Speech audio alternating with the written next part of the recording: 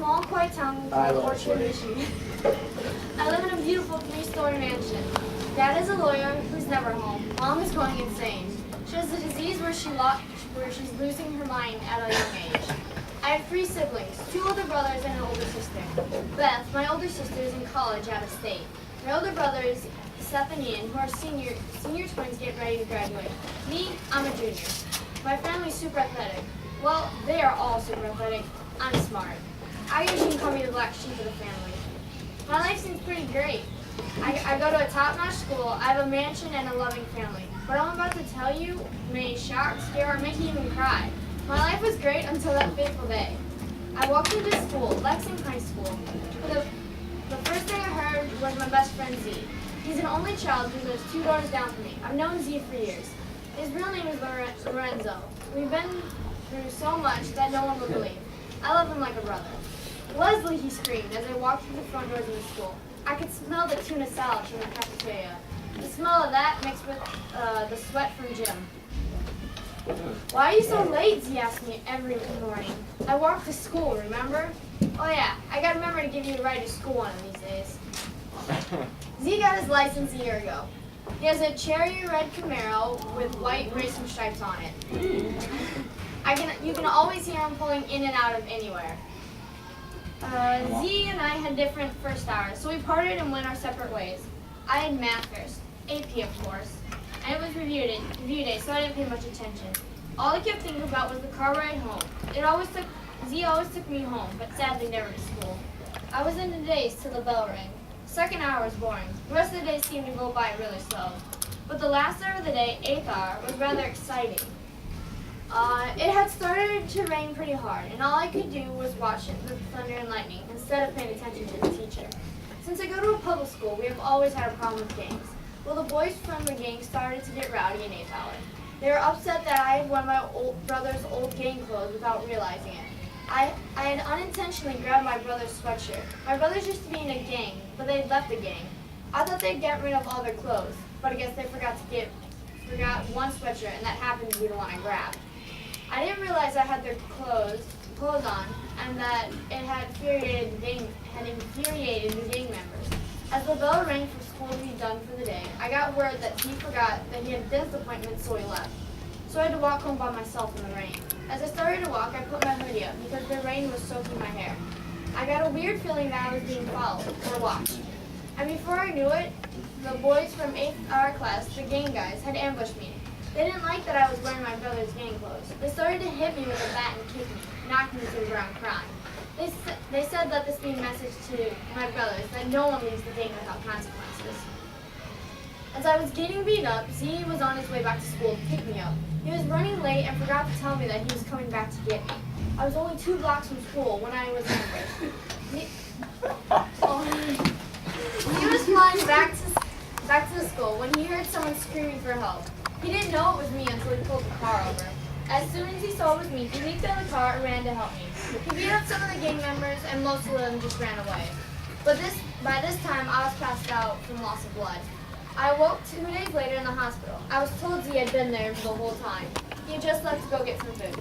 Later, when Z had returned, he told me that the police caught the guys that beat me. I had to be in court to testify against them, as soon as I was better, of course. 2 weeks later, I sat in the witness seat and was asked if I saw the men in the room that beat me. I said yes and pointed to the gang members. They were sentenced to life in prison without parole. So that is my story of the worst day of my life. I got beat up, but all was well in the end. This just proves you never know what will happen to you on an ordinary day. Well, one thing is for sure, I know that God was watching over me, and He put me through that for His purpose. I'm now going around talking to different schools about gangs and how to avoid gang violence. I thank God every day that He let me go through that. I have grown closer to Him and love Him even more.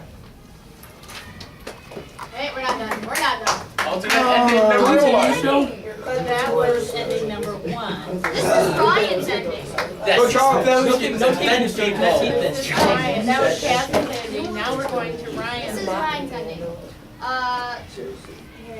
Wait, can you hold? I I'll got read it. it. I have to read it. You 6. I wrote it. 6. This is my card. I wrote 1.5 of it. 6. Here's my You said. Okay. It's scary.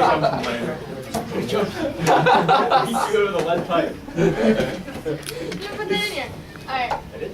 No, you didn't. Oh. As I was getting beat up, Z was on his way back to school to pick me up. He was running late and I forgot to tell me he was coming back to get me. I was only 2 blocks from school when I was ambushed. Z was flying back to school when he heard someone screaming for help. He didn't know it was me until he pulled the car over. Thankfully, he brought his mom's minivan with the cool auto doors. He did a sweet fishtail and spun around, picking me up and drumming off into the sunset. The end. It says the end. Ryan, that's so romantic. Yeah, he came up with that himself. It's kind of weird. I really like that video. I think it's getting on my Automatic door. Sliding door. Bosh. Josh, it's a minivan. Alright, here we go. Wait, here's Charles's. Oh boy. Josh, it's a minivan. Oh, she's reading. No, I'm not setting your please. I just gotta No, say she's reading yours. Yeah, I You got guys it the can first read time. You do it. I was you just got that. Read yours. Right, you got it on your typewriter. Alright. As I was getting beat up, Z heard me scream. Then all I saw was those sweet Camaro tires squealing and burning. Z's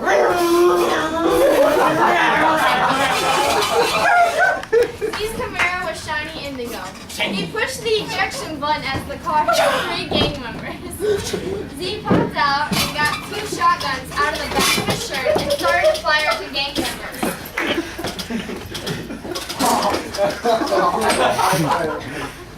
When he was out, he took off his shirt while grabbing 2 pistols from his side holsters and started firing like crazy. He had a bullet strap which allowed him to keep going like a madman. He killed 20 of the gang members. How many here? 10 were wounded, 1 was unconscious, and eventually when he was down to his last weapon with 45 guys left, he grabbed a machine gun pistol out of his boot and started firing at all of them. He killed 14 of them. Bang, bang, bang. He had a grenade and he threw it at them, killing 8 of them, plus their body parts were flying, blood spattering everywhere. There were 5 people at his car just admiring, while all of a sudden Z pushed the button remote that self-destructs the car. He took out 5 people with that. And then he pulled 2 gold engraved cowboy pistols out of his back pocket, and he killed 16 of them. He never missed a single shot. It was 2-on-1. One gang member was big and hefty and had a pair of brass knuckles. So did Z. Z was owning him. Then all of a sudden, the guy tried to pull a pistol out. Z saw it coming. He lunged in, grabbed the dude's neck, and twisted it till it snapped. Ouch. Last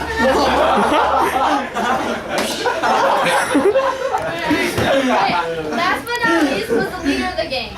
Boss was his name. Boss had a sweet samurai.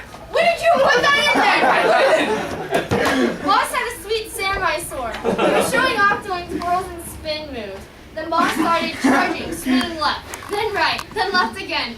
Z dodged every single one. It was like Z saw it coming. And Z picked up an MP5. One of the gang members he killed looked at Boss and said, "Good night, you piece of trash." Z shot a round off, and there Boss was lying, dead on the ground. Z, someone died.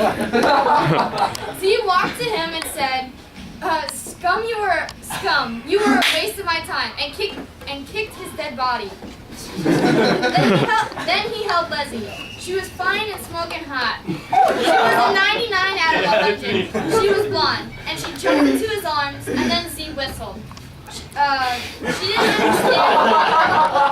didn't understand why he whistled until an automatic motorcycle came up to him. Wait. Z said, "I'm hungry. Let's go to McDonald's." So they went to McDonald's. That's the end.